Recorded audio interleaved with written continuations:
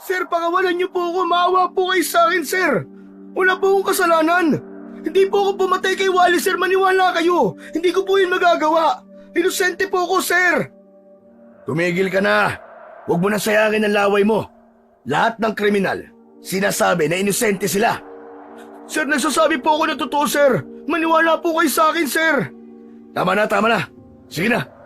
Pumasok ka na sa kulungan mo. Malakas na itinulak si Marcos ni PO1 Soto papasok sa selda matapos nito yung buksan. Malakas naman na napasubsob si Marcos sa sahig dahil sa lakas ng pagkakatulak sa kanya at dahil kanina pa rin nanginginig ang mga tuhod. Abot langit ang tensyon na nakalukob sa buo niyang katawan. Amoy pawis, kalawang at panis na pagkain ang paligid. Nang muling isenarado ang selda, ay mabilis na tumayo si Marcos. Mahigpit niyang hinawakan ang rehas at inalug-alug yun ng malakas. Pakawalan niyo po ako rito! Wala po akong kasalanan! Pakawalan niyo ako rito! Nanginginig ang boses ni Marcos habang mahigpit ang kapit niya sa mga rehas. Wala po akong kasalanan! Hindi po ako pumatay, maniwala kayo! Pakawalan niyo ako rito! Biglang nag-angat ng tingin ang nag-iisang preso na kasama roon ni Marcos mula sa isang sulok. Matanda na ito.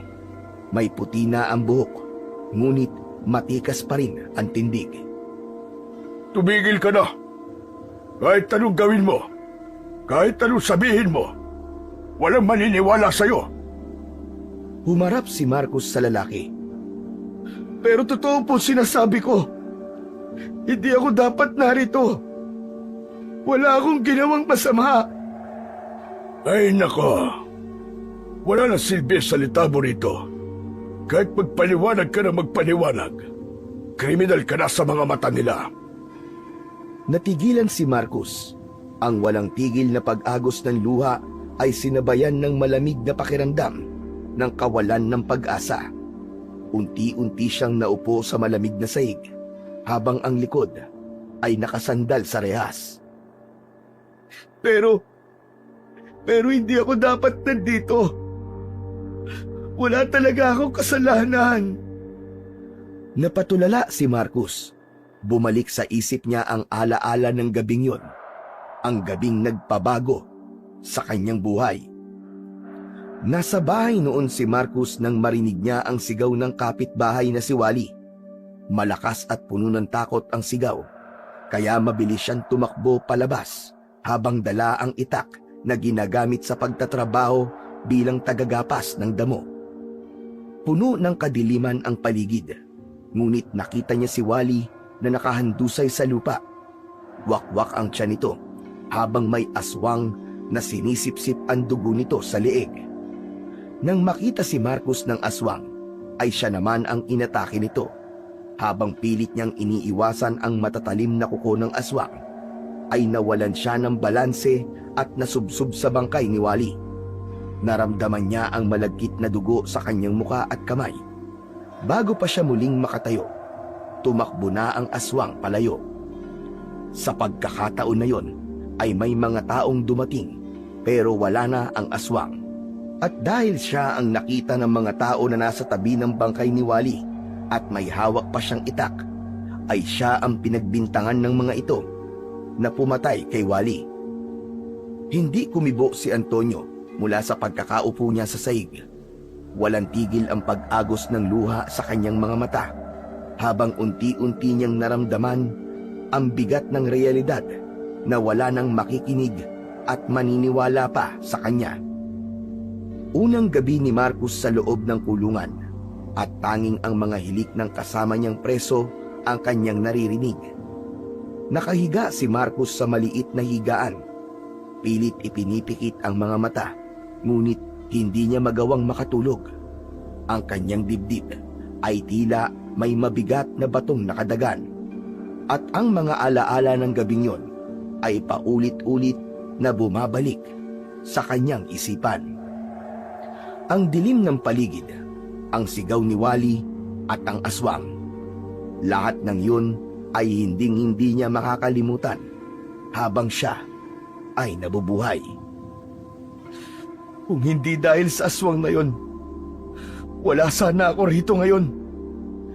Mariing pumikit si Marcus, ngunit lalo lang luminaw ang imahe ng aswang sa kanyang isipan. Naramdaman niya ang galit na bumangon sa kanyang dibdib. Parang apoy yun na lumalagablab at unti-unting nilamon ang takot at hinanakit niya. Makalabas lang talaga ako rito. Hahanapin at papatayin kitang hayop ka. Ngunit ang galit ay biglang napalitan ng hilakbot nang siya ay nakatulog na. Sa kanyang panaginip, naroon siya muli sa lugar kung saan natagpuan niya ang bangkay ni Wally. Maliwanag ang buwan at naroon ang aswang. Nakaluhod at sumisipsip ng dugo mula sa bangkay. Biglang lumingon ng aswang sa kanya at mabilis siyang sinugod. Biglang nagising si Marcus nang may yumugyug sa kanyang balikat. Sa pagmulat niya ay sumalubong sa kanya ang mukha ng preso na kasama niya sa selda. Binabangungot ka! Panay ang ungol mo! Kaya ginising na kita! Napaupo si Marcus sa sulok ng higaan. Itiniklop niya ang mga tuhod at niyakap ang mga yon habang malakas na nanginginig ang buo niyang katawan. Makinig ka sa akin, bata. Hindi ko alam kung ano ang kwento mo. Ngunit, mapapahamak ka rito kung magpapadala ka sa takot mo. Kung gusto mong mabuhay, matuto kang harapin kung ano man ang kinatatakutan mo. Hindi sumagot si Marcus. Patuloy lang siyang nanginginig. Ngunit sa kanyang isipan, unti-unti nang nabubuo ang isang plano at yun ay ang patayin ng aswang na dahilan kung bakit siya nasa loob ng kulungan. Pagsapit ng tanghali ay tinawag na ang mga preso para kumain. Lumabas na si Marcus sa kanyang selda at pagdating niya sa lugar kung saan sila kumakain ay sumalubong sa kanya ang nakakabinging ingay mula sa bungguan ng mga tray, palitan ng mura at halakhakan ng mga preso. Sa dulo ng pila, tahimik na nakatayo si Marcus habang bitbit ang isang tray na may bakas ng kalawang. Nang nasa unahan na siya, ay inabot sa kanya ng bantay ang isang platong may lugaw at kapirasong tuyo. Hindi na kumibo pa si Marcus, bagkus ay umalis na siya sa pila at nagtungo sa isang sulok ng kainan. Tahimik na naupo si Marcus habang nakayuko. Nakatingin lang siya sa kanyang pagkain.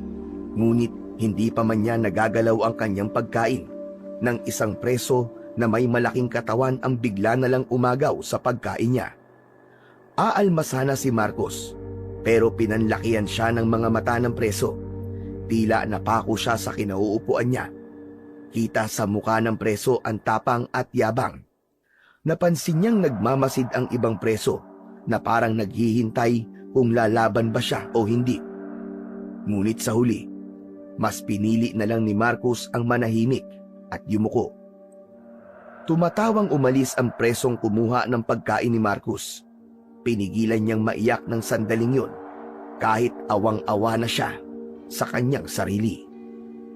Habang tahimik na nilulunod ng emosyon si Marcus, isang lalaking nasa edad 50 anyos ang lumapit sa kanya. Umupo ito sa harapan niya at inilipag nito sa gitna ng lamesa ang dala nitong tray na may lugaw at tuyo. Matidalan tayo rito sa pagkain ko, bata. Hindi kumibo si Marcus at hindi rin siya tumingin sa lalaki. Kailangan mong kumain. Isang beses lang tayo pinapakain dito kada araw. Tubig na lang ang magiging kakampi mo hanggang mamayang gabi. Ako nga pala si Antonio. Magkasama tayo sa selda. Tumingin si Marcus sa lalaki. Doon lang niya nakita ng maayos ang itsura ni Antonio dahil may kadiliman nga sa selda. Ikaw, bata, anong pangalan mo? Marcus. Alam mo, Marcus, ganito talaga dito. Kapag nakita ka nilang mahina ka, kakayang-kayanin ka nila. Dapat matuto kang maging matapang at ipakita sa kanila na hindi ka mahina. Ganyan din ako nung una ako rito. Pero sa loob ng halos 10 taon, nakasanayan ko na ang kalakaran dito. Hala, sige na. Kumain ka na. Di bali ng konti, basta may laman ng tiyan. Kinuha ni Marcos ang isang kutsara at nagsimulang kumain ng walang kibo. Habang pinagsasaluhan nila ni Antonio ang lugaw at tuyo, ay ramdam niya ang hirap at takot sa kanyang bagong mundo. Kaya patuloy siyang nangako sa kanyang sarili na hindi siya magtatagal doon. Gagawin niya ang lahat upang makaalis siya sa lugar na yon. Tirik na tirik ang araw ng umagang yon. Pakiramdam ni Marcos ay maliliit na karayom na tumutusok sa kanyang balat ang init ng araw. Lahat ng preso ay nasa malawak na bakuran sa likod ng kulungan. Sa gitna ng lupaing tinataniman ng gulay, tahimik na nagbubungkal ng lupa si Marcos gamit ang kalawanging asarol. Ang pawis niya ay tumutulo sa lupa. Matapos magbungkal, ay sinimulan niyang itanim doon ang mga punla ng mustasa. Maya-maya pa ay lumapit si Antonio na may dala ring mga punla sa isang kamay. Umupo ito sa tabi ni Marcos. Sobrang init, no? Parang ginagawang sisig ang utak natin.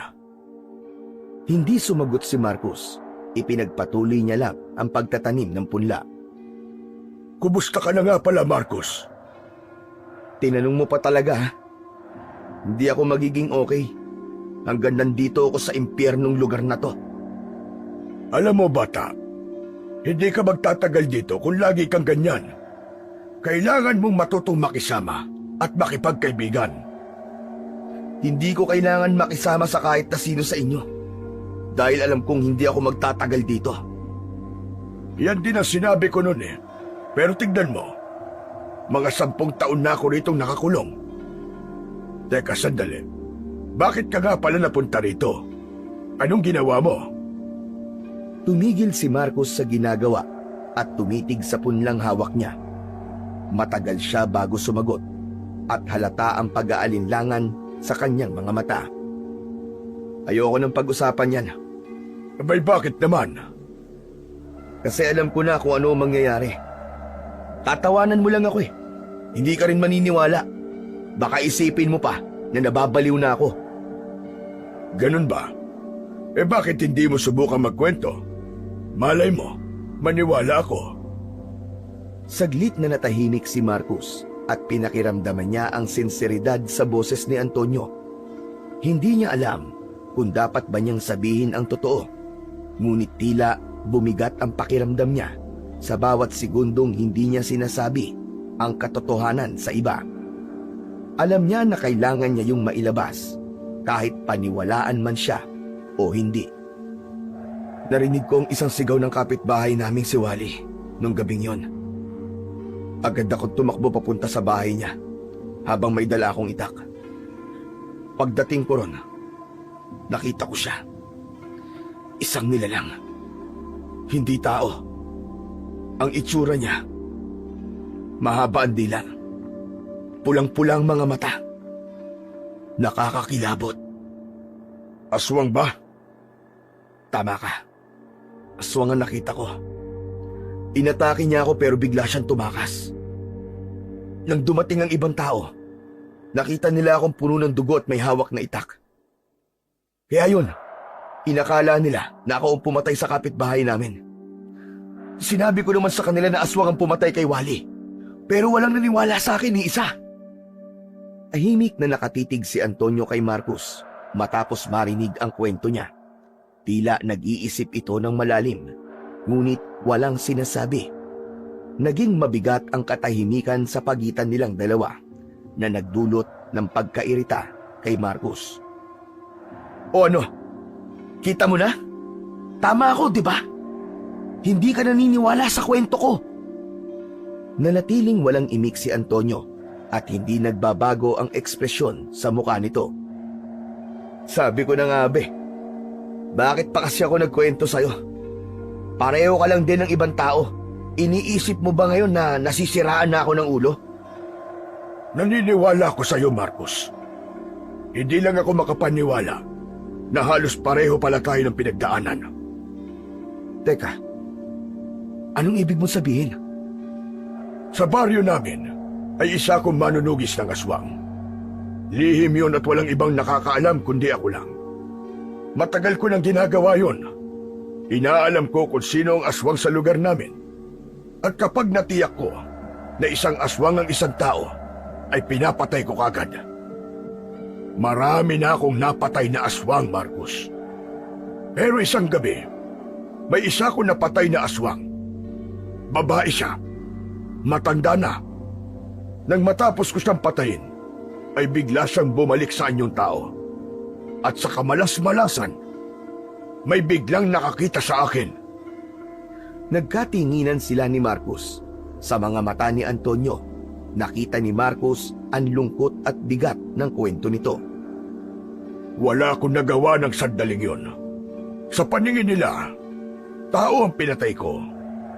Pero hindi nila alam kung anong klaseng halimaw siya bago ko siya napaslang.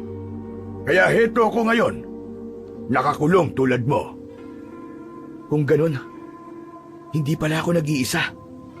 Hindi ka nag-iisa, Marcos. Kaya naniniwala ako sa kwento mo. Unti-unting nawala ang pag-aalinlangan ni Marcos kay Antonio. Sa pagkakataong yon, nagsimulang bumukas ang puso niya para magtiwala. Sa kabila ng lahat, naramdaman niya na hindi lang pala siya ang may ganung kwento na nakulong ng dahil sa isang aswang. Ang mga unang linggo ni Marcos sa kulungan ay nagmistulang isang bangungot na hindi niya kayang takasan. Araw-araw ay puno ng hamon mula sa masangsang na amoy ng selda, sa isang beses na pagkain kada araw, hanggang sa pangaapi ng mga mas matatagal na preso. Minsan pa nga, bigla na lamang siyang sinisigawan ng mga yon, tinutulak o binabato ng kung ano-ano. Isang gabi, habang tahimik siyang nakaupo sa isang sulok, nilapitan siya ng 3 preso na kilala bilang siga sa kulungan. Binugbog siya ng mga yon ng walang dahilan, ngunit dumating si Antonio at iniligtas siya nito. Dahil sa insidenteng yon, unti-unting lumapit ang loob ni Marcos kay Antonio. Kay Antonio natagpuan ni Marcos ang proteksyon na kailangan niya habang nasa loob siya ng impyernong lugar na yon. Sa paglipas ng mga araw, ay natutunan ni Marcos ang pasikot-sikot ng buhay sa kulungan. Kasama si Antonio, natutunan niyang maging matalino sa pakikitungo. Sa mga gabing hindi makatulog si Marcos dahil sa bigat ng kanyang iniisip, si Antonio ang palagi niyang kasama. Sa kabila ng malamig at nakakatakot na mundo ng kulungan, natagpuan ni Marcos kay Antonio ang isang kaibigang maaasahan. Mabilis na lumipas ang mga taon. Nasanay na si Marcos sa buhay niya sa kulungan. Ngunit hindi pa rin nawala sa utak niya na darating ang araw na makakalaya rin siya. Ang dating malinis na mukha niya ay nag-iba na. Humaba na ang kanyang balbas at kumapal na ang kanyang bigote. Ang dating patpati niyang katawan ay lumaki at nagkaroon na ng muscle dahil sa mabibigat na trabaho nila sa lugar na yon. Isang umaga, kagaya ng nakagawian, ay nasa taniman ng gulay si Marcos kasama ang ibang mga preso. Pawisan siya at halos tuyo na ang lalamunan sa sobrang uhaw habang nagbubungkal ng lupa gamit ang lumang asarol. Nasa tabi niya si Antonio na nagtatanim ng punla ng mustasa. Alam mo ba, Marcos, karamihan sa mga tao, hindi nila alam kung paano labanan ng mga aswang. Karamihan sa kanila ay takot agad ang pinapairal. Kaya siguro maraming nabibiktima ang mga pesting aswang na yon. Pero ikaw, paano mo nalaman ang tungkol sa mga aswang at kung paano sila labanan? Huwag mo akong tanungin kung paano. Napakahabang kwento nun. Pero ang natutunan ko, hindi sapat ang tapang para labanan sila. Kailangan ng talino at tamang sandata. Napahinto si Marcos sa pagbubungkal at tumingin kay Antonio.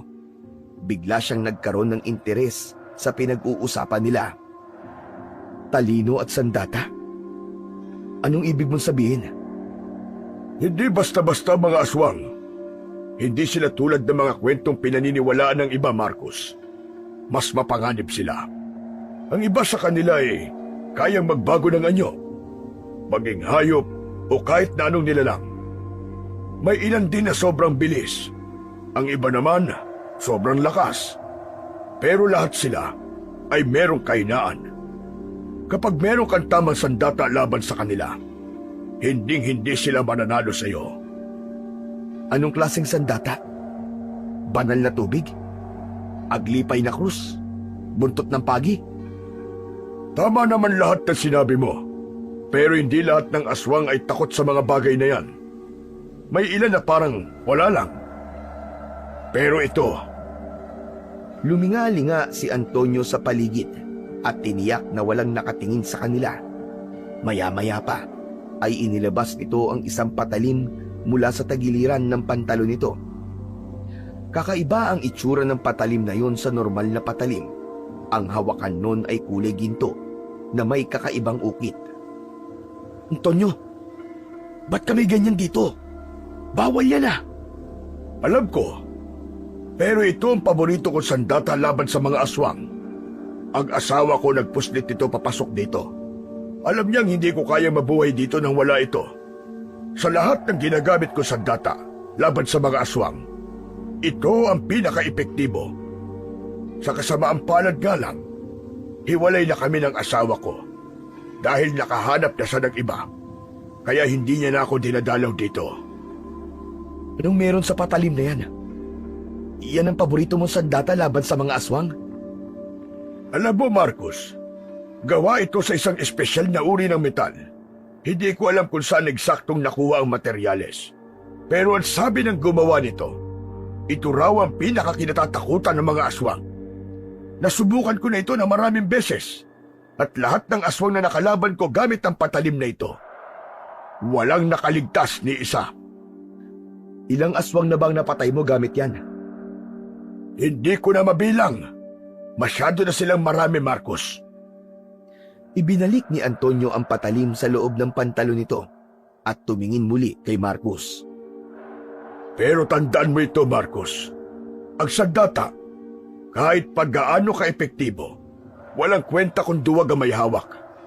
Kailangan ng lakas ng loob at higit sa lahat, paniniwala sa sarili mong kakayahan. Sana meron din ako ng tapang ng kagaya ng sayo. Nang sabihin yun ni Marcos, ay bumalik sa alaala niya ang aswang na dahilan kung bakit siya nakakulong. Muling bumangon ang galit sa dibdib niya at hindi niya napigilan ang pagsalubong ng kanyang mga kilay at pagkuyog ng kanyang mga kamao. Ano na naman ang iniisip mo, Marcos? Parang ang bigat ng dala mo. Bigla ko kasing naalala yung aswang na pumatay kay Wally. Sa tuwing naiisip ko ang hayop na yon at kung bakit ako nandito sa impyernong lugar na to, parang gusto kong sumabog sa galit. Tumigil si Antonio sa ginagawa at tumingin kay Marcos na parang naghihintay ng kasunod na sasabihin. Alam mo, Antonio, sa sandaling makalabas ako sa lugar na to, ay babalik ako sa lugar namin at pagbabayarin ko ang aswang na yon. Sisiguraduhin kong hindi na siya makakapanakit pa ng iba. Malakas ang kutob ko na hanggang sa panahong ito ay buhay pa rin siya at patuloy pa rin siya ng bibiktima ng mga inosenteng buhay. Sigurado ka bang kaya mo, Marcos? Hindi basta-basta ang pagharap sa aswang. Alam ko, pero wala na akong ibang gusto kundi ang wakasan ng kasamaan niya. Kung yan talaga ang plano mo, kailangan mo maganda. Hindi sapat ang galit para labanan ng isang aswang. Kailangan ng tamang kaalaman, tapang at sandata. Pero paano mo magagawa kung nandito ka sa kulungan? Hindi ko alam. Siguro naman ay hindi natutulog ang Diyos at gagawa siya ng paraan para makaalis ako sa lugar na ito. Muling bumalik ang dalawa sa kanilang gawain. Naramdaman ni Marcos na mas lalong naglagablab ang apoy sa kanyang dibdib. Hindi na siya ang parehong tao na dumating sa kulungan na yon. Sinisiguro niya na sa sandaling makalaya siya sa kulungan ay ang pagpatay sa aswang na yon ang unang-una niyang gagawin. Matapos ang pagbubungkal ng lupa at pagtatanim, ay pawis na pawis si Marcos habang papunta sa kanilang selda. Habang naglalakad kasama ang ibang preso, ay napansin niya na wala si Antonio sa tabi niya. Luminga siya ngunit hindi niya nakita ang kanyang kaibigan. Nagtaka siya sapagkat palagi na lamang nawawala si Antonio tuwing natatapos na ang gawain nila ngayon. Pasimple siyang humiwalay sa grupo ng mga preso upang hanapin ang kaibigang si Antonio. Bumalik siya sa taniman ng gulay at sinubukang hanapin doon si Antonio, ngunit bigo siya hanggang sa napunta siya sa dulong bahagi ng kulungan kung saan mahigpit na ipinagbabawal na puntahan ng mga preso. Napakunot ang noo niya nang may narinig siyang kakaibang tunog. Mahina yun at halos hindi maririnig kung hindi papakinggan ng mabuti. Tunog yun ng semento na tila tinitibag. Hinintay ni Marcos na marinig ulit ang ingay bago niya yun sinundan. Dahan-dahan siyang naglakad hanggang sa nakita niya si Antonio na nakaharap sa isang bahagi ng mataas na pader na nakapalibot sa buong kulungan. May hawak itong martilyo at malaking pako habang paulit-ulit na tinitibag ang pader sa maingat na paraan upang hindi makalikha ng malakas na ingay. Antonio! Nagulat si Antonio at kulang na lang ay mapatalo nito. Mabilis itong tumayo at akmang susugurin si Marcos gamit ang malaking pako at martilyo. Ngunit natigilan ito nang makita na si Marcos yon. Mabilis na lumapit si Marcos kay Antonio. Marcos, anong ginagawa mo rito? Akala ko isa ka sa mga bantay. Ikaw ang dapat kong tanungin yan. Anong ginagawa mo? Ano pa nga ba? Binubutas ko ang pader na ito. Balak kong tumakas. Bakit ka tatakas? Delikado yung binabalak mo, Antonio. Dahil ayokong mabulok dito. Wala akong ginawang masama. Hindi ko na kaya maghintay ng katarungan mula sa sistemang wala namang kwenta. Tahimik na tumitig si Marcos sa maliit na siwang sa pader na nagawa ni Antonio. May bahagyang liwanag mula sa labas na tumatagos doon. Matagal mo na bang ginagawa to? Oo, matagal na. Ilang taon ko na itong ginagawa nang walang nakakahuli sa akin dahil tinatabunan ko ng dayami ang ginagawa kong butas. Bawat pagkakataong wala sa paligid ang mga bantay, tinatrabaho ko ito. Pero hindi ko inaasahan na ikaw pala ang makakahuli sa akin. Pero, bakit hindi mo sinabi sa akin to? Akala ko ba magkaibigan tayo? Tama ka, magkaibigan nga tayo. Pero wala ka pa rito ay ginagawa ko na ito. Isa pa, natatakot ako na may makaalam dahil baka makarating pa sa mga bantay. Bakit ba gusto mong tumakas? Akala ko ba may ibang lalaki na ang asawa mo? Oo nga, pero may mga anak ako, Marcos. Kailangan nila ako. Sa kagaya ng sinabi ko, ayokong mabulok sa lugar na ito. Napaisip si Marcos sa kabila ng panganib at posibilidad na hindi magtagumpay ang balak ni Antonio na pagtakas, ay nakita niya sa mukha nito ang nag-uumapaw na determinasyon. Basta mag-iingat ka palagi, Antonio. Alam mo kung anong pwedeng mangyari sa'yo kapag nalaman ito ng mga bantay o ng ibang preso na may galit sa'yo. Salamat, Marcos. Pero sana, wala kang pagsasabihan ng ginagawa ko, kahit na sino. Wala kang dapat na alalahanin sa akin. Hindi kita ipapahamak. Dahil kaibigan kita. Sige na, bilisan mo na dyan at sumunod ka na sa akin. Baka mahalata ng mga bantay na wala pa tayo sa loob.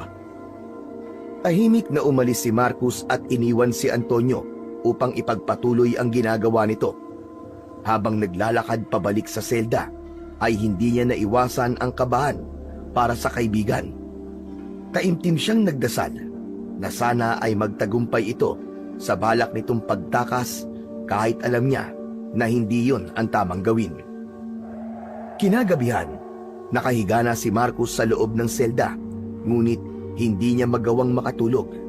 Iniisip niya ang planong pagtakas ni Antonio hanggang sa sumagi sa isip niya na kung sasama siyang tumakas sa kanyang kaibigan ay makakabalik na siya sa lugar nila upang harapin ang aswang na dahilan kung bakit siya nakakulong.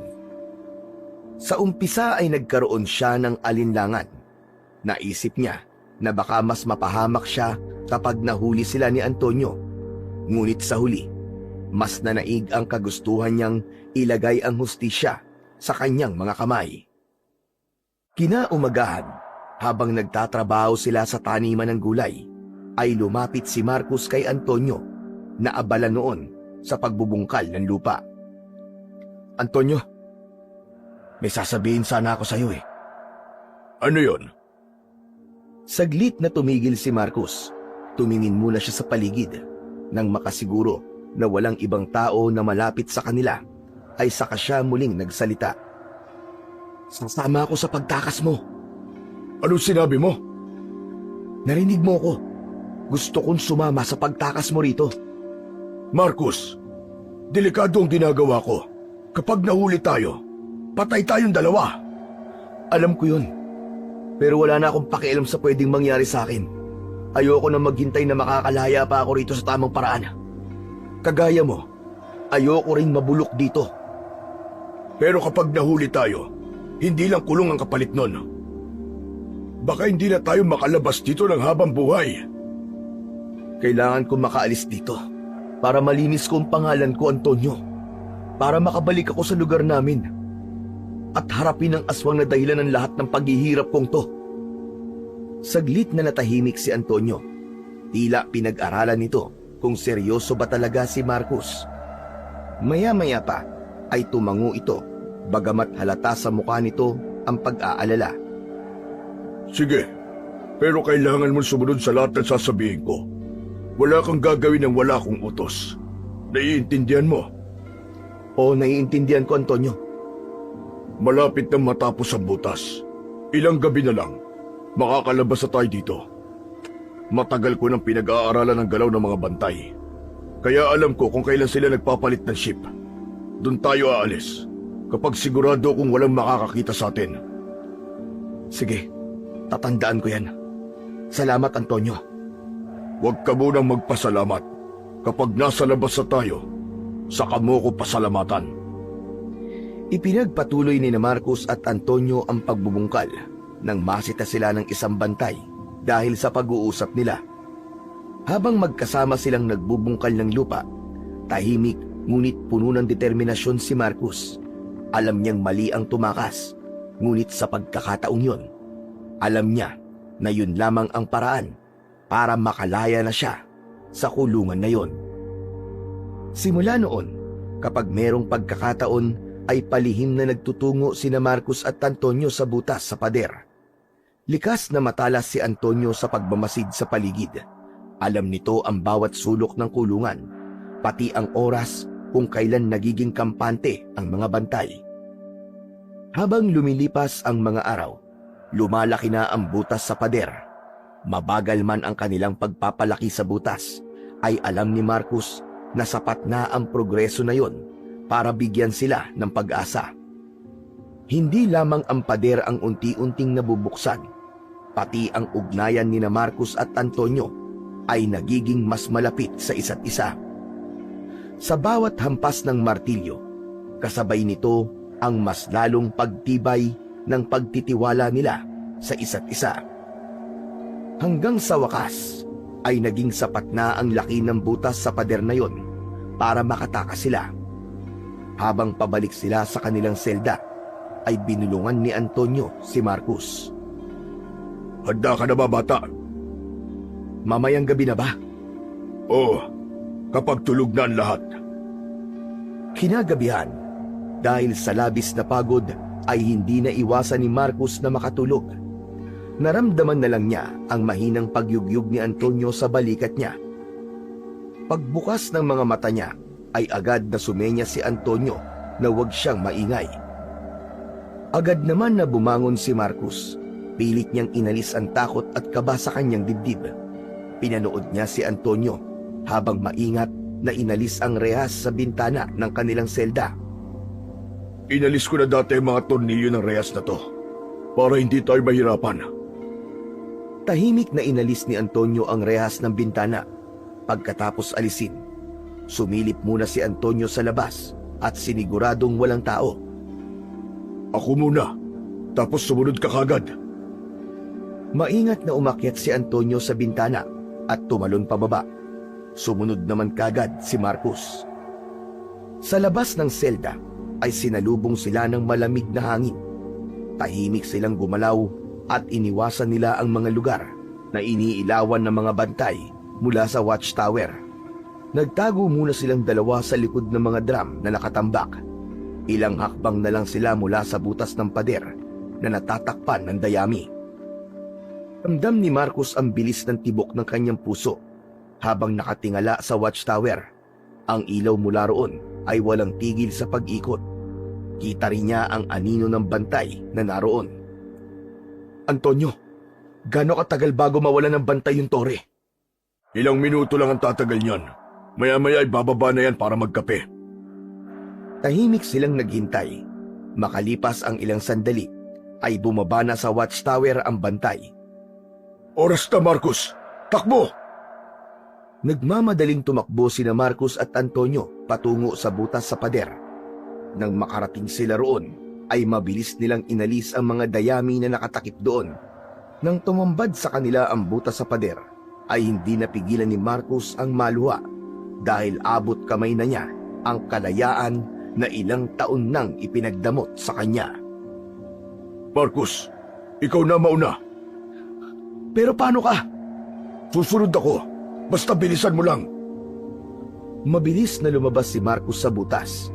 Mas malamig ang hangin sa labas ng kulungan at halos hindi makapaniwala si Marcus na nakalabas na siya. Tumayo siya saglit at huminga ng malalim. Maya-maya pa ay lumingon siya pabalik sa butas. Ngunit hindi pa man nakakagalaw si Antonio ay isang malakas na putok ng baril ang yumanig sa katahimikan ng gabi. Sinundan yun ng napakalakas na sirena na halos bumasag sa kanyang mga tenga. Antonio! Bilisan mo na! Lumabas ka na! Mabilis na sumilip si Marcus sa butas at bumilis ang tibok ng puso niya nang nakita niya ang mga pulis na papalapit sa kinaroroonan ni Antonio. Babalikan sana ni Marcus si Antonio para tulungan pero pinigilan siya nito. Hindi! Diyan ka lang, Marcus! Huwag kang alis dyan!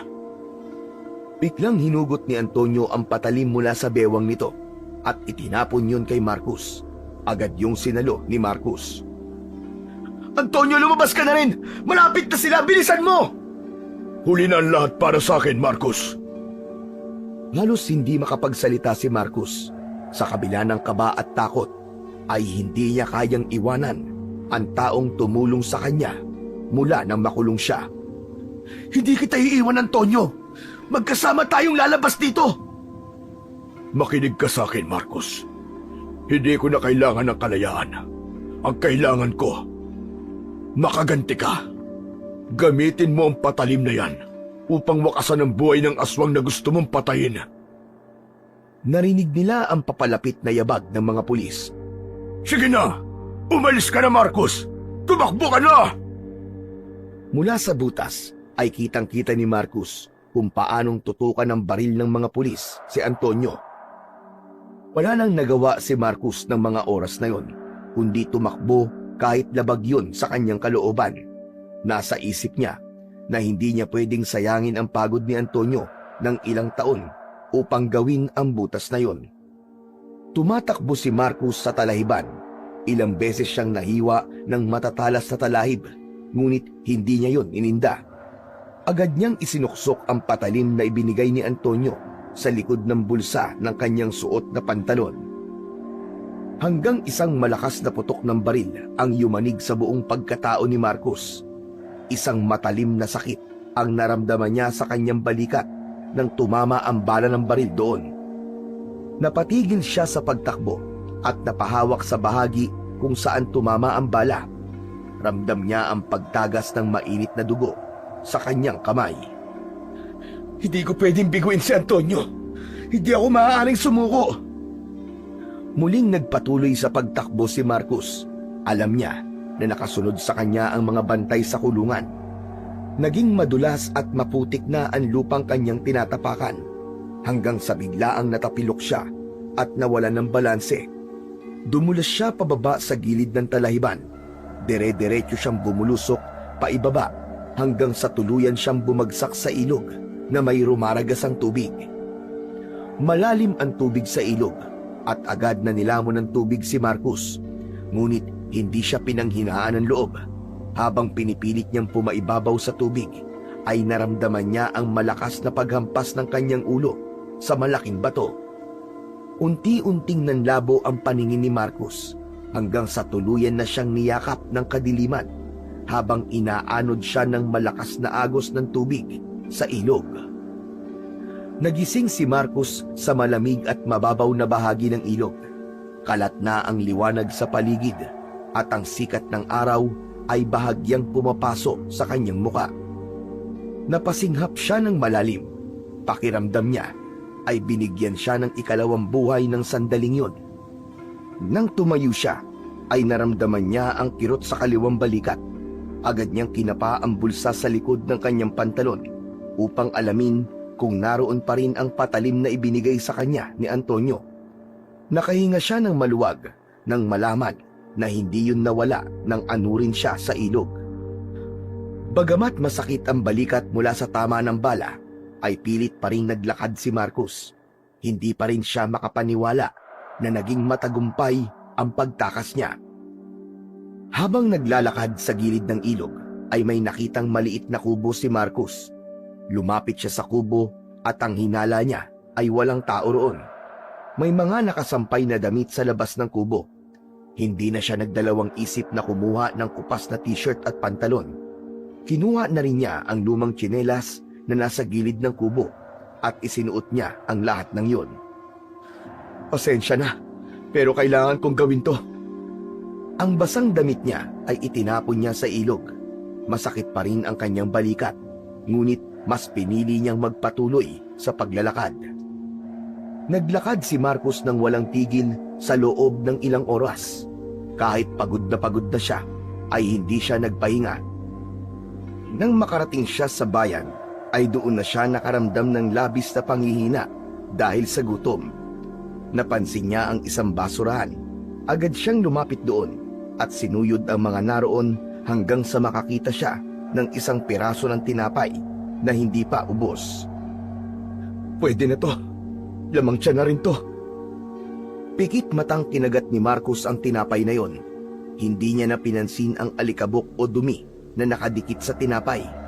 Sa bawat kagat niya sa tinapay ay mas lalong nagsumidhi ang kagustuhan niyang makarating sa kanilang baryo upang harapin ang aswang. Nang maubos ni Marcos ang tinapay, ay biglang pumasok sa isip niya si Antonio, ang huling tagpo ng kaibigan niyang nakataas ang mga kamay habang nakatutok ang mga baril dito ay hindi maalis sa kanyang isipan. Antonio, hindi kita bibiguin, kaibigan. Pinapangako ko yan. Itinuloy ni Marcos ang kanyang paglalakad. Paulit-ulit niyang sinabi sa sarili na hindi siya titigil hanggat hindi niya napagbabayad ang aswang na dahilan ng kanyang pagkakakulong. Makalipas ang ilang minuto, ay nakarating si Marcos sa isang bus station. Sumakay siya sa bus na bumabiyahe papunta sa kanilang baryo. Napansin niyang halos puno na ang loob nun, ngunit may isang bakanting upuan sa may likuran. Nagmamadali siyang umupo roon bago pa siya maunahan ng iba. Sa gilid ng upuan ay may nakasingit na tiket ng bus. Kinuha niya yun at inalis ang pagkakalukot. Bago umalis ang bus, ay nag-inspeksyon muna ang konduktor para sa mga pasahero na wala pang tiket. Mabilis naman na ipinakita ni Marcos ang tiket na nakita niya sa upuan nang tumapat sa kanya ang konduktor. Dahil sa dami ng tao, ay hindi na yun masyadong tiningnan pa ng konduktor. Nang umandar na ang bus, ay tahimik lamang si Marcus na nakatingin sa labas ng bintana. Makalipas ang ilang oras, tumigil ang bus sa isang kalsadang malapit sa baryo kung saan nakatira si Marcus. Nang sumigaw ang konduktor kung merong bababa roon, ay mag-isang bumaba si Marcus. Pagbaba niya ng bus, ay nakita niya na palubog na ang araw. Ang langit ay may bahid ng kahil at pula. Naisip niya na kailangan na niyang maglakad agad upang hindi siya abutin ng dilim. Mula sa kalsada, nagsimulang maglakad si Marcus papunta sa baryo nila. Isang mahabang daan ang kailangan niyang tahakin na napapaligiran ng mga palayan at kakahuyan. Ramdam ni Marcus ang pagtagaktak ng pawis sa kanyang noo, ngunit hindi niya yun inalintana. Ang makapal niyang balbas at bigote na hindi niya pa ginugupitan sa mga taon ng kanyang pagkakakulong ay sapat na upang maitago ang kanyang pagkakakilanlan. Lumaki rin ang kanyang katawan dahil sa trabaho sa kulungan, dahilan upang magmukha siyang ibang tao sa mata ng mga nakakakilala sa kanya. Sa bawat hakbang ni Marcus, nararamdaman niya ang bigat ng patalim sa kanyang bulsa na tila maging yun ay sumisigaw na upang magamit niya. Ang dilim ay unti-unti nang bumalot sa paligid ng sandaling yun. Sa wakas, makalipas lang ang ilang oras na paglalakad, ay nakarating na rin si Marcus sa kanilang baryo. Inabot na siya ng dilim. Napansin niyang parang hindi nagbago ang lugar. Ngunit sa kabila ng pamilyar na tanawin, alam niyang hindi na siya maaaring bumalik sa dati niyang buhay sa lugar na yon. Ang una niyang naisip ay si Dante, ang matalik niyang kaibigan. Kung may tao siyang matatakbuhan, ay si Dante yon.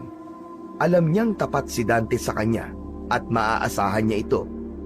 Nagsimulang maglakad si Marcus patungo sa bahay ni Dante na nasa dulo ng baryo.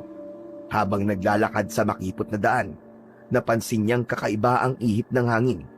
Sa una, malamig yun. Ngunit unti-unti yung naging maalinsangan. Bumigat ang paligid at ramdam niya ang kakaibang presensya. Tumigil si Marcus at inikot ang kanyang paningin. "Sino nandyan?" Wala siyang nakitang tao, ngunit naramdaman niya ang biglang pagbilis ng tibok ng kanyang puso. Maya-maya pa, isang malakas na hangin ang dumaan sa likod niya at biglang sumulpot ang isang anino mula sa kadiliman. Isang aswang ang lumitaw na may mahahabang kuko, matalim na ngipin at mapulang mga mata. Ikaw ang aswang na pumatay kay Wally. Hinding-hindi kita pwedeng makalimutang hayop ka." Sinubukan siyang sugurin ng aswang, ngunit lahat ng ginawa nitong pag-atake ay matagumpay na naiwasan ni Marcus. Hinugot niya ang patalim mula sa kanyang bulsa at iniumang yon sa aswang. Agad niyang nakita ang takot sa mukha ng aswang pagkakita sa patalim niya. Doon niya nalaman na totoo ang sinabi ni Antonio na kinatatakutan ng mga aswang ang patalim na yon. Umatras ang aswang. Tumakbo naman si Marcus pasugod dito, ngunit bago pa siya makalapit ay biglang tumakbo ang aswang palayo. Hindi na nag-aksaya ng oras si Marcus. Hinabol niya ang aswang habang mahigpit niyang hawak ang patalim. "Bumalik ka rito! Harapin mo ako!" Ngunit napakabilis ng aswang. Tumalon ito sa isang makapal na halamanan at mula roon ay tuluyan na itong naglaho. Huminto si Marcus sa paghabol sa aswang. Habol niya ang kanyang paghinga. Tumigil si Marcus, hingal na hingal. Matalim siyang nakatingin sa direksyon kung saan nawala ang aswang. Mas humigpit ang hawak niya sa patalim at naramdaman niya ang kakaibang init nun sa kanyang palad. Alam niyang ang patalim ang dahilan kung bakit natakot ang aswang. "Duwag kang hayop ka, pero magkikita pa rin tayo. At sa susunod, titiyakin ko na hindi ka na makakatakas at papatayin kita." Binalikan niya ang daan patungo sa bahay ni Dante.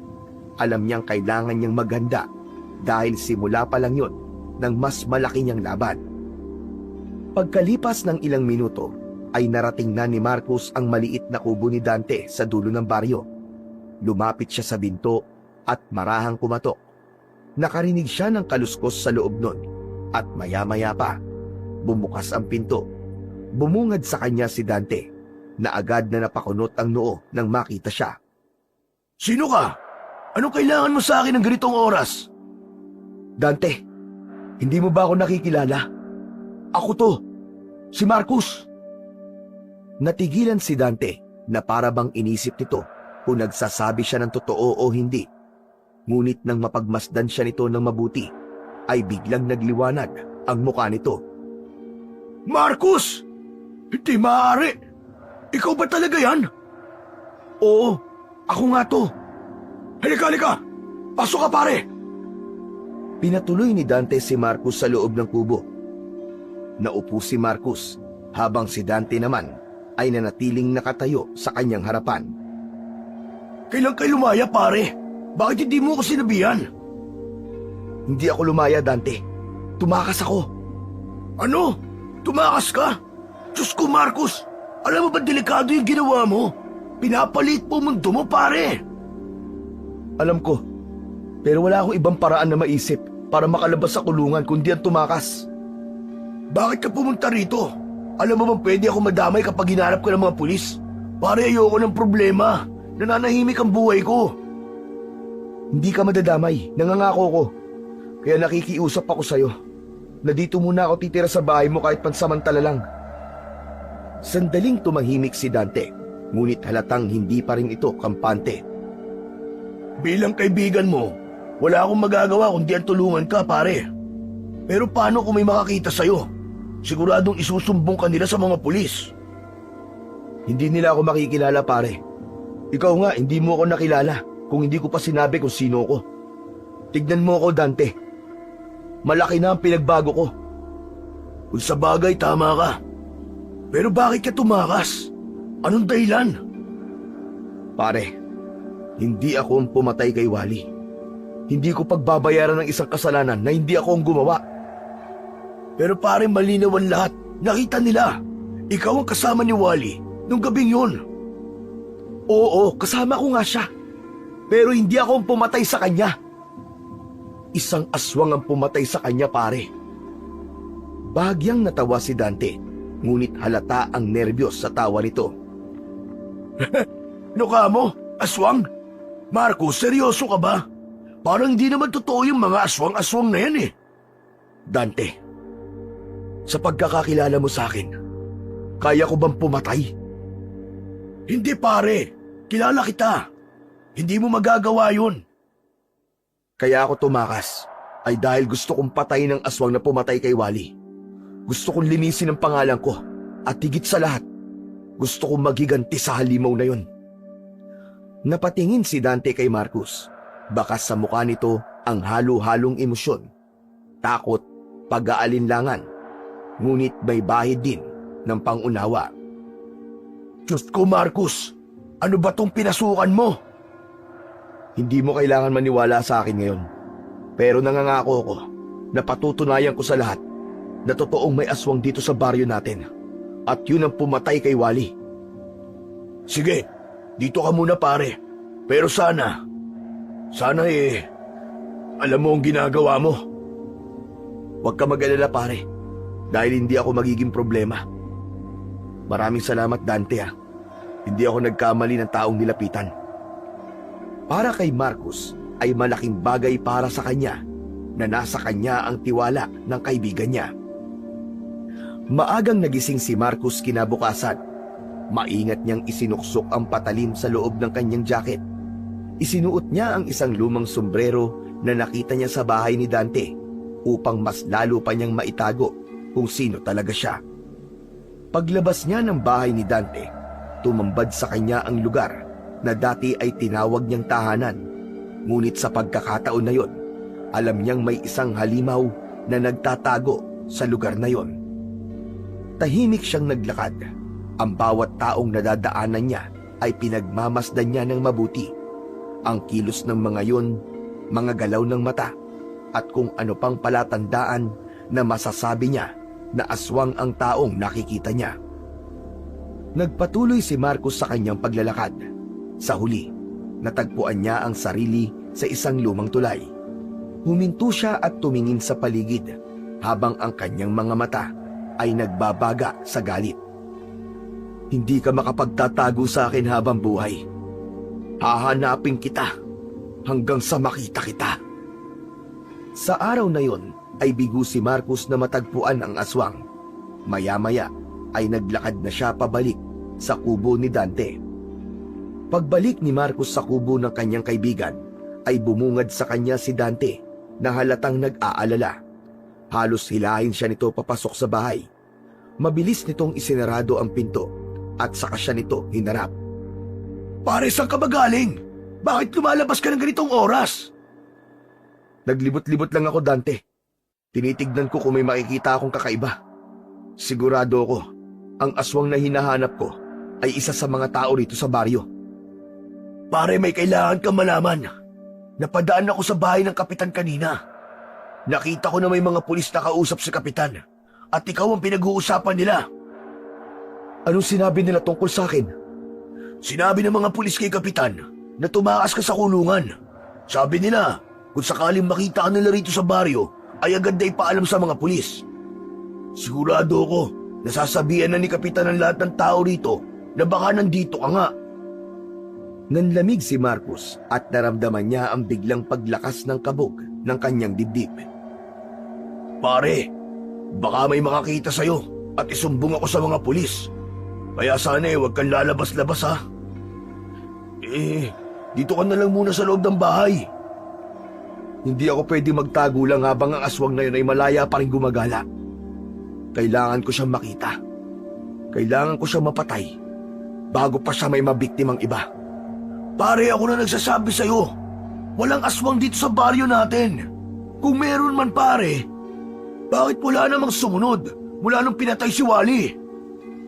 Kung nakita mo lang sana ang aswang na yun ng gabing pinatay niya si Wally, sigurado ako na hindi ganyan nasasabihin mo, Dante. Kaya hindi ako titigil hanggat di ako nakakasiguro na patay na ang halimaw na yun. Pero Marcos, paano kung mahuli ka ng mga pulis? Paano kung mapahamak ka? Isipin mo nga yun. Ito ang tandaan mo, Dante. Hindi ako papayag na mahuli ng mga pulis hanggat hindi ko napapatay ang aswang na yun. Tumalikod si Marcos at dumungaw sa bintana. Alam niya na nag-aalala lang ang kaibigan niya para sa kanya, pero hindi niya pwedeng sundin ang nais nito na manatili siya sa loob ng bahay. Naisip niya na kung hindi siya maaaring lumabas sa umaga, ay sa gabi niya gagawin ang paghahanap sa aswang. Kinagabihan, tahimik na nilisan ni Marcos ang bahay ni Dante. Siniguro niya na tulog na ang kanyang kaibigan dahil alam niya na pipigilan siya nitong umalis. Nakasuot siya ng sombrero habang dala ang patalim na ibinigay sa kanya ni Antonio. Sa kanyang paglalakad, may napansin siyang isang anino sa malayo. Isang babae ang nag-iisang naglalakad sa gitna ng dilim. Agad siyang nagtago sa likod ng isang puno. Nang makalampas ang babae, ay saka lang siya lumabas. Maglalakad na sanang muli si Marcos nang marinig niya ang pagsigaw ng babae. Nang lingunin niya ito, ay nakita niya ang aswang na nasa harapan ng babae na takot na takot. Hindi na nagdalawang isip si Marcos na sumugod sa direksyon ng babae. Hinila niya ang babae palayo sa aswang at siya ang humarap dito. Agad na sumugod ang aswang kay Marcos, ngunit mabilis niyang naiwasan ang mga pag-atake nito. Nagpalitan sila ng pag-atake. Ang patalim ni Marcos laban sa mahabang kuko ng aswang. Hanggang sa nakahanap si Marcos ng pagkakataong saksakin ng aswang sa balikat. Malakas na umungol ang aswang. Naramdaman niya ang panghihina ng aswang nang bumaon ang patalim sa katawan nito. Itinulak ng aswang si Marcos na naging sanhi upang mapaupo siya sa lupa. Bago pa man makatayo si Marcos, ay mabilis nang tumakbo ang aswang palayo. Sinubukan niya yung habulin, ngunit mabilis yung nawala sa kanyang paningin. Hingal na bumalik si Marcos sa babae. Nakaupo ito sa lupa habang nanginginig sa takot. Tinulungan niya itong makatayo at mangyak-ngiyak itong nagpasalamat sa kanya. Tumalilis si Marcos palayo nang hindi nagsasalita. Muli niyang tinahak ang direksyon na pinuntahan ng aswang upang magbakasakali na makita niya yon. Ngunit ng gabing yon ay bigo pa rin siyang bumalik sa bahay ni Dante. Kinaumagahan, ginising ni Dante si Marcos para kumain ng almusal. Nang dumulog siya sa hapagkainan, ay meron dong sinangag, pritong itlog at daing na bangus. Hindi rin nawala ang mainit na kape.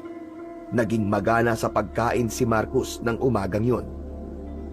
Salamat sa pagkain, Dante. Alam mo ba, na walang ganito doon sa kulungan. Madalas ay lugaw ang kinakain namin doon tapos isang beses lang kami kumakain sa isang araw. Bukod pa doon, maghapon kaming pinagbubungkal ng lupa at pinagtatanim ng mga gulay. Grabe pala ang naranasan mo doon, pare. Siguro, kung ako nandun, ay mas gugustuhin ko rin tumakas. Pero hayaan mo, habang nandito ka, ay makakakain ka ng masasarap na pagkain. Sa gitna ng pag-uusap ng magkaibigan, ay narinig nila ang malakas na usapan ng mga nanay sa labas. Ayon sa isang nanay, ay ipinagkakalat ng isang babae na ang pangalan ay Erica na muntik na itong atakihin ng isang aswang noong nakaraang gabi. At may isang hindi kilalang lalaki ang nagligtas dito. Sabi naman ng isang nanay ay huwag maniwala sa kwento ni Erica dahil kilala yung marites o sinungaling at mahilig gumawa ng kwento upang mapag-usapan ito. Nagtama naman ang mga mata ni Marcos at Dante. Siguro naman narinig mo ang pinag-uusapan nila sa labas, Dante. Sabi ko na sa'yo totoo ang aswang, pare. Alam mo ba, na ako ang tumulong dun sa babae na muntik ng patay ng aswang. Ibig sabihin, pare, lumabas ka kagabi?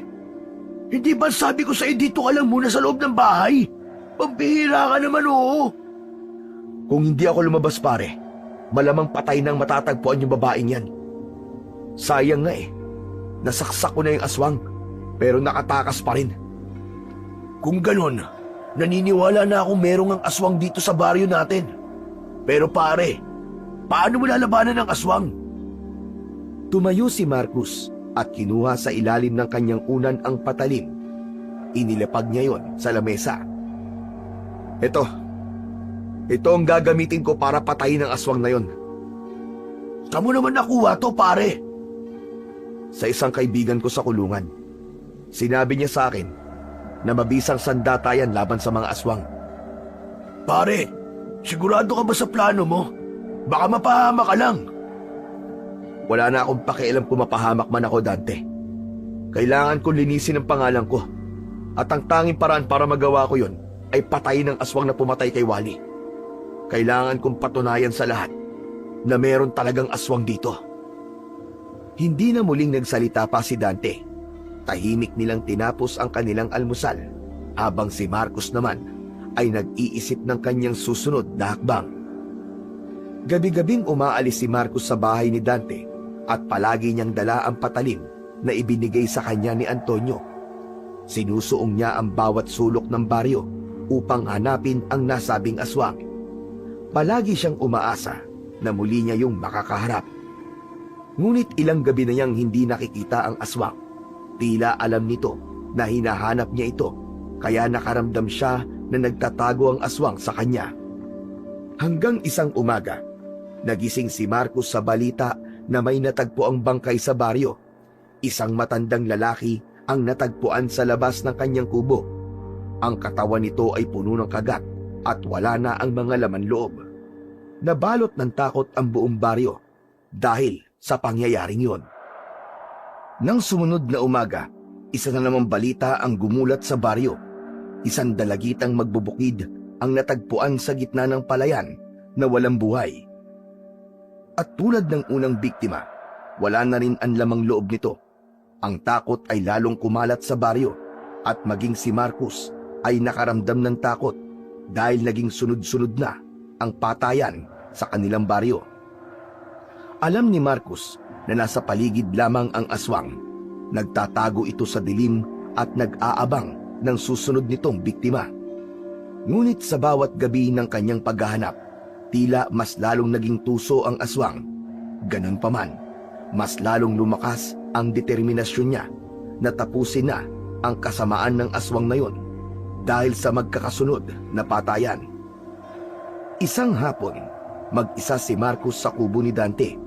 Wala si Dante noong mga oras na yon dahil nagtungo ito sa palengke. Nakaupo si Marcus habang matiim na pinagmamasdan ang bawat detalye ng patalim na panlaban niya sa aswang. Maya-maya pa ay dumating na si Dante mula sa palengke. Puno ang bayong nito ng mga gulay, karne at ilang prutas.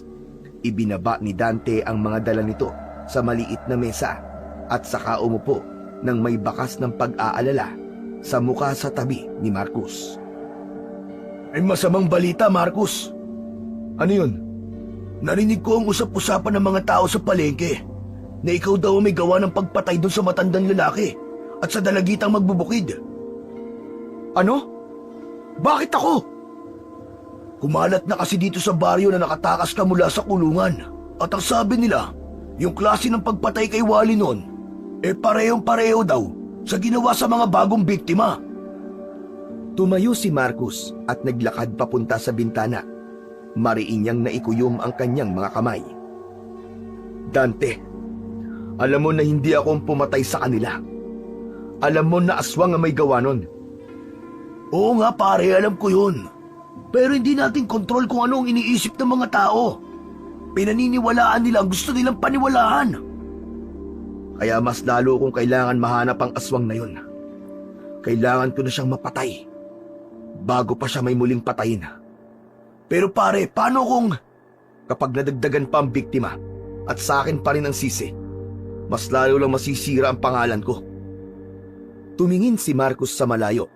Nang sandaling yon, ay alam niya na hindi niya na kailangang hayaan na muling makapatay ang aswang. Lalo na't ang iniisip ng mga tao ay siya ang gumagawa ng karumal-dumal na pagpatay sa lugar na yon. Ilang araw at gabi pa ang lumipas, ngunit bigo pa rin si Marcus na mahanap ang aswang. Ngunit sa kabila ng lahat, hindi pa rin siya nawalan ng pag-asa. Alam niya na magtatagumpay siyang wakasan ang pagpatay na ginagawa ng aswang. Isang tanghali, maganang pinagsaluhan ni Dante at Marcus ang ulam nila na sinigang na baboy. Kapwa sila natigilan sa pagkain nang biglang may kumatok sa pinto ng kubo. Si Dante ang unang tumayo upang tingnan kung sino ang nasa labas. Si Marcus naman ay nagpatuloy lang sa pagkain. Nagtungo ito sa nakasaradong pinto at marahan niyong binuksan. Sir, ano pong kailangan nyo? Magandang tanghali po. Ako po si P.O. Soto. Ako naman po si Dante, sir. Agad na nanlamig si Marcus. Ang pangalan na yon ay tila kidlat na tumama sa kanyang isipan. Hindi niya maaaring makalimutan ang pangalan na P.O. Soto dahil isa yon sa mga pulis na nagdala sa kanya noon sa kulungan. Tatayo na sana siya upang magtago pero naging mabilis ang kanyang utak. Kinuha niya ang kanyang pinggan at iniligay yon sa batalan. Naisip niya na baka pumasok ang pulis at kapag nakita nito na dalawa ang pinggan na nasa hapag ay magtaka ito. Matapos yun ay nagtungo na si Marcus sa likod ng aparador. Halos hindi na siya humihinga ng sandaling yon. Sir, ano po bang maitutulong ko sa inyo? May hinahanap kaming tao. Nakita mo ba ang taong to? Marcus Robles ang pangalan niya. Kilala ko nga po ang taong to, sir.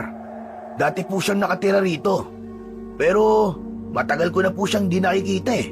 Sa pagkakaalam ko po, nakakulong po siya. Ganun nga, tama ka. Pero tumakas siya sa kulungan. At siya ang prime suspect sa dalawang pagpatay dito sa baryo nyo. Malakas ang aming hinala na nandito siya ulit sa baryo nyo. Nanlamig si Marcus, parang tumigil ang mundo niya habang nakikinig mula sa likod ng aparador. Ganun po ba? Bihira po kasi ako lumabas ng bahay eh. Kaya hindi ko rin po masyadong alam ang mga nangyayari dito sa lugar namin, sir. Pwede bang silipin ang loob ng kubo mo? Standard procedure lang to. Sige po, pasok po kayo. Wala naman akong tinatago dito, sir eh. Bago pa makapasok si PO1 Soto, ay tahimik na naglakad si Marcos papunta sa bintana. Maingat siyang lumabas mula roon.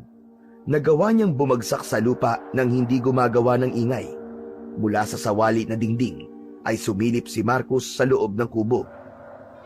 Nakita ni Marcos na iniikot ng pulis ang paningin nito sa loob ng kubo. Nanlaki ang mga mata niya nang damputin ni PO1 Soto ang patalim niya na nasa ibabaw ng lamesa. Kaninong patalim to? Yan po ba, sir? Sa akin po yan. Ipinamana po sa akin ng lolo ko. Bakit po, sir? Parang nakita ko na to dati pero hindi ko matandaan kung saan. Hindi na po ako magtataka, sir. Sa palengke lang po yan binili nun ng lolo ko Kaya sigurado ko na maraming nagmamayari na ganyan ang itsura. Pinagmasdan ng mabuti ng pulis ang patalim, saka yun muling inilapag sa lamesa. Nagmasid pa ito ng sandali, saka muling tumingin kay Dante. O sige, salamat sa oras mo. Kung makikita mo si Marcos Robles, ipagbigay alam mo kagad sa amin. Okay, sir. Maraming salamat din po.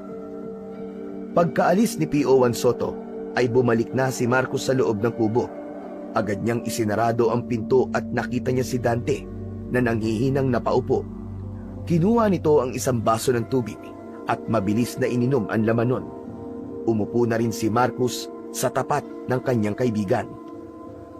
Pare, patawarin mo ako kung hinayaan ko makapasok yung pulis dito Hindi ko na kasi alam ang gagawin ko Tama lang ang ginawa mo, Dante. Kung tumanggi ka, lalo lang siya maghihinala. Pero akala ko talaga, pare, mahuhuli ka na kanina. Alam kong magtatago ka, pero kinabahan pa rin ako ng gusto. Hindi na sinagot pa ni Marcos ang sinabing yun ni Dante. Maging kasi siya ay kinabahan din sa biglaang pagdating ni PO1 Soto. Ano ba talaga ang plano mo, pare? Habang tumatagal, parang mas lumalala ang sitwasyon. 2 tao na ang namamatay, at ikaw ang sinisisi ng mga tao. Natatakot na ako kung ano pa ang susunod na mangyayari. Hindi agad sumagot si Marcos. Pinagmasdan niya ang patalim na nakapatong sa ibabaw ng lamesa. Malalim siya nag-isip at bakas sa kanyang muka ang bigat ng kanyang dinadala. Dante, may dahilan kung bakit ako bumalik dito. At kailangan kong maisakatuparan ng dahilan na yon bago pa may sumunod na biktima ang aswang na yon. Pero nararamdaman ko, malapit na akong magtagumpay. Mapapatay ko rin ang aswang dito sa baryo natin. Dinampot ni Marcos ang patalim at tiningnan yon ng mabuti. Sa utak niya ay naglalaro kung paano niya papaslangin ang aswang gamit ang hawak niyang sandata. Isang hapon, habang abala si Marcos sa pagsasaing, ay dumating si Dante na may bitbit na isang bote ng matapang na alak at sisig. Napansin ni Marcos ang saya sa mukha ng kanyang kaibigan. Pare, may dala akong alak at pulutan Mamayang gabi, mag-inuman tayo. Sa ibang araw na lang siguro, Dante. Alam mo naman na tuwing gabi tinutugis ko yung aswang Nakakapagtampo ka naman, pare. Nakalimutan mo na yata Kaarawan ko ngayon. Di ka pa pwedeng magpahinga kahit sang gabi lang. Birthday ko naman, pare. Pasensya ka na, Dante. Nakalimutan ko. Oo na, sige na. Mamayang gabi mag-iinom tayo. Happy birthday nga pala, tol. Ayan, ganyan dapat. Saka, ang tagal na rin nating hindi nakakapag-inuman, di ba? Alak kaya ang banding natin nun. Napangiti si Marcos sa sinabi na yun ni Dante. Inisip niya na hindi naman siguro masama na kahit isang gabi ay magpahinga muna siya sa paghahanap sa aswang. Kaya kinagabihan, matapos ang hapunan ay inayos ni Dante ang mesa at inilabas ang alak at pulutan. Agad na nilagyan ni Dante ng alak ang kani-kanilang shot glass. Oh, pare, para sa akin ang unang tagay na to Shot puno! Happy birthday, pare. Sana humaba pa ang buhay mo. Shot puno. Pinagbunggo nila ang kanilang shot glass at diretsong ininom ang alak na sinundan kagad nila ng pag-inom ng tinimplang pineapple juice. Habang umiinom, napunta ang usapan nila sa mga masasayang alaala noong kabataan pa nila. Naalala mo ba, paring Marcos, yung panahong nanligaw ka kay Letty? Naalala mo pa yun, ha? Oo naman. Pero ikaw ang naging tulay. Tapos ikaw rin ang nakatuluyan niya. Kasi naman mas gusto niya mas gwapo. Pare, ano na nga palang nangyari kay Letty ngayon? Ayun, 5 na ang anak. Hindi na yung nakatira rito. Sa kabilang baryo na. Nagpatuloy ang inuman at habang unti-unting nauubos ang laman ng bote, ay mas naging masaya at magaan ang kwentuhan nila. Makalipas ang ilang oras, ay naubos na nila ang 1 bote ng alak. Nakaramdam na ng pagkalasing si Marcos, kaya nagsabi na siya kay Dante na matulog na sila. Pumayag naman si Dante dahil anito ay lasing na rin siya. Tumayo si Marcos at bahagya nang umiikot ang kanyang paningin. Nagtungo siya sa papag na nasa isang sulok at agad na humiga. May ngiti sa kanyang labi ng pumikit dahil sa gabing yun ay payapa ang isip niya at sandali niyang nakalimutan ang pagtugis niya sa aswang. Sa gitna ng mahimbing na tulog ni Marcos ay tila may napakalakas na puwersang humila sa kanya para magising. Sa pagbukas ng kanyang mata ay nagimbal siya nang makita ang aswang na nakadukwang sa kanya. Halos ilang dangkal na lang ang layo ng matutulis nitong ngipin sa kanyang muka. Nawala ang pagkalasing ni Marcos at kusang kumilos ang kanyang katawan. Mabilis niyang inabot ang patalim na nakasiksik sa ilalim ng kanyang unan. Nang makita niyang susunggaban siya ng aswang, ay sinalubong niya ito ng malalim na saksak sa dibdib. Lumayo kay Marcos ang aswang na halatang nasaktan. Napasiksik ito sa isang sulok ng kubo. Biglang naalala ni Marcos si Dante at nang hindi niya nakita sa loob ng kubo ang kaibigan, ay nagkaroon siya ng masamang kutob. Nasaan si Dante? Anong ginawa mo sa kanya? Hindi sumagot ang aswang. Bagkus ay bigla itong tumalon palabas ng bintana. Hindi na nag-aksaya pa ng oras si Marcos. Agad siyang tumayo at lumabas din siya ng bintana. Mabilis siyang tumakbo upang habulin ang aswang. Hindi niya inalis ang tingin sa aswang na yon. Ayaw na niyang makatakas yun muli, gaya ng mga nangyari nung una, hanggang sa makarating sila sa malawak na kagubatan. Biglang tumigil ang aswang sa pagtakbo at humarap yun kay Marcos. Huminto rin si Marcos at tinapunan niya ng matalim na tingin ang aswang. Hindi siya nagpakita ng takot. Igilan mo na ako. Kung hindi, ay mapipilitan akong patayin ka. Nagpapatawa ka ba? Matapos kong makulong ng maraming taon, ay ganyan lang ang sasabihin mo sa akin, hayop ka? Masyado ka kasing pakailamero. Kung hindi ka na lang sana lumabas ng bahay mo, hindi ikaw ang mapagbibintangang pumatay kay Wally. Hindi na nagsalita si Marcos at hinanda niya ang sarili dahil alam niyang hindi yun magiging madaling laban. Sa likod ng kanyang isip ay naroon pa rin ang pangamba niya para kay Dante. Ngunit buo na ang kanyang loob na tapusin na ang aswang sa gabi na yon. Mahigpit ang pagkakahawak ni Marcos sa patalim habang unti-unti siyang lumalapit sa aswang na nananatiling nakatayo. Nang ilang dipa na lamang ang layo niya sa aswang, ay saka siya sumugod ng mabilis at sinubukan niyang saksakin ng aswang. Ngunit sa bilis ng aswang ay nagawa nitong makaiwas sa pag-atake ni Marcos. Tumalon ang aswang palayo kay Marcos at agad ding tumakbo pabalik. Hindi inasahan ni Marcos ang galaw na yun ng aswang, kaya ang naisipan niyang gawin ay tumakbo. Pero pagtalikod niya ay naramdaman niya ang pagbaon ng matatalim na kuko ng aswang sa kanyang likod. Napaluhod si Marcos sa lupa. Ramdam niya ang umiigting na kirot sa likod niya habang ang mainit na dugo ay umaagos mula roon. Mabilis siyang humarap sa aswang at kahit sugatan ay tumayo pa rin siya. Umalis ka na sa baryong to kung gusto mo pa mabuhay. Kalimutan mo na lang ang lahat. Hindi mo ako matatalo, Marcos. Sa tingin mo ba, ganun lang kadali kalimutan ang lahat, hayop ka? Sisiguraduhin ko na mamamatay ka na ngayong gabi. Muling sumugod si Marcos ng mabilis at mas determinado. Sa pagkakataong yun, ay tumama ang kanyang patalim sa mukha ng aswang na nag-iwan ng malalalim na sugat mula sa kilay pababa sa pisngi. Napasigaw ang aswang sa labis na sakit. Biglang nagbago ang kilos ng aswang. Mas agresibo, mas malakas, at mas mabilis. Sinugod nito si Marcos at bago pa man siya makaiwas, ay naramdaman niyang hawak na ng aswang ang kanyang leeg. Isinandal siya nito sa isang malaking puno. Naramdaman ni Marcos ang higpit ng pagkakasakal ng aswang sa kanyang leeg habang itinataas siya nito mula sa lupa. Habang tumatagal, ay pahigpit ng pahigpit ang pagkakasakal ng aswang kay Marcos. Ngunit hindi pa rin siya nawalan ng pag-asa. Kahit pakiramdam niya, ay mawawala na siya ng ulirat ng sandaling yon. Hindi ko intensyon na pumatay ng kahit na sino nung bumalik ka sa baryong to, Marcos. Ginawa ko lang yon para muli kang paghinalaan ng mga tao. Gusto ko lang na umalis ka na rito. Biglang pumailan lang ang dalawang magkakasunod na putok ng baril. Nanlaki ang mata ng aswang at naramdaman ni Marcos ang pagbitiw nito sa kanyang leeg. Muling tumapak ang mga paa niya sa lupa. Hindi na nag-aksaya pa ng oras si Marcos at nilaslas niya ang leeg ng aswang gamit ang patalim.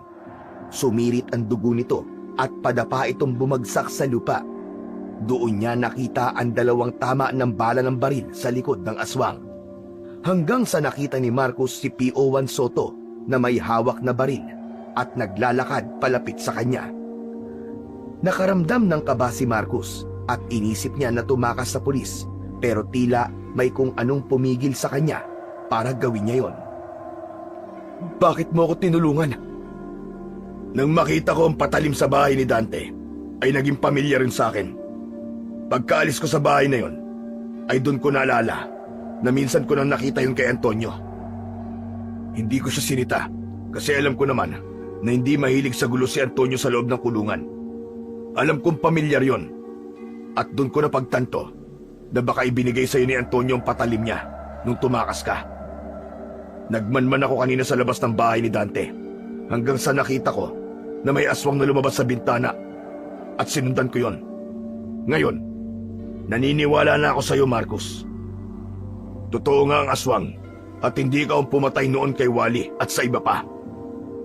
Sa gitna ng pagsasalita ni PO1 Soto, ay napansin nila na unti-unting nagbago ang anyo ng nakadapang aswang hanggang sa tuluyan na yung bumalik sa pagiging tao.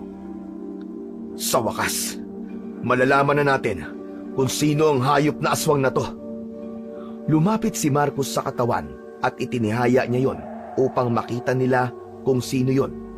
Ganun na lang ang pagkagimbal niya nang makita ang muka ng aswang. Dante? Hindi! Hindi maaari! Dante! Bakit? Dante! Agad na niyakap ni Marcos ang walang buhay na katawan ni Dante habang walang tigil ang pagdaloy ng kanyang mga luha. Patawarin mo ako, Tol! Hindi ko alam! Hindi ko alam! Sa puntong yun, tila biglang lumiwanag ang lahat ng mga tanong sa isipan ni Marcos. Ang babala ng aswang na umalis siya, ang mga pagtatangkang takutin siya upang iwan ang baryo. Lahat ng yun ay dahil ayaw siyang saktan ni Dante. Lumapit si PO1 Soto kay Marcos nang bahagyang humupa ang kanyang emosyon at tinapik siya nito sa balikat. Marcos, kahit alam kong inosente ka, pero kailangan mo pa rin bumalik sa kulungan. Kung inosente ako, bakit kailangan ko pang bumalik sa kulungan? Kailangan nating sundin ang tamang proseso. Alam kong hindi ka nagkasala, ngunit may sistema tayong kailangan respetuhin. May kapatid akong abogado at mahusay siya. Kakausapin ko siya para tulungan ka.